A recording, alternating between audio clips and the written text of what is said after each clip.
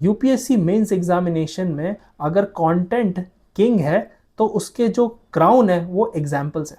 मैं हमेशा अपने स्टूडेंट्स को समझाता हूँ कि किस तरह से आप एग्जाम्पल्स को यूज़ कर सकते हैं। आज 3 तरीके से हम इसको समझेंगे। पहला है one relevant example you should use पर मेजर पॉइंट। कोई भी आपने एक पॉइंट लिखा आंसर में, उसके साथ उसका एग्जाम्पल अटैच कर दिया। जैसे कि इन्फ्लेशन ऊपर हो रहा है नीचे हो रहा है, डेटा लगा दिया। If India is focusing on manufacturing sector, तो हमने मेक इन इंडिया लगा दिया।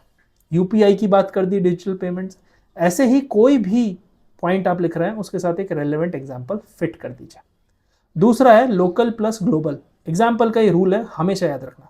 जब भी हम कोई चीज़ लिख रहे हैं, जैसे फेडरलिज्म की बात चलती है, तो एसआर बोमोई को आप कोट कर सकते हैं, ये लोकल हो गया। ग्लोबल में स्वीडन का डिसेंट्रलाइजेशन कर सकते हैं। तो ये 2 चीज़ें लिखने से इन डेप्थ नॉलेज आपकी झलकती है। और तीसरा जो सबसे बड़ा है, जो मैं अपनी आंसर राइटिंग ट्रेनिंग सेशन में भी बच्चों को ट्रेन करता हूं, कि आप एक एग्जाम्पल बैंक बनाइए।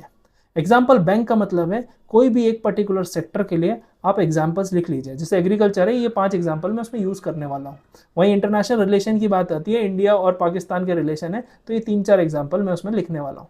हमेशा याद रखिए कि एग्जाम्पल्स ये झलकाते हैं कि आप कितने अच्छे से एनालाइज करते हैं, कितने अच्छे से अंडरस्टैंड करते हैं, और कितने अच्छे से उनका आर्ग्यूमेंट लिख सकते हैं।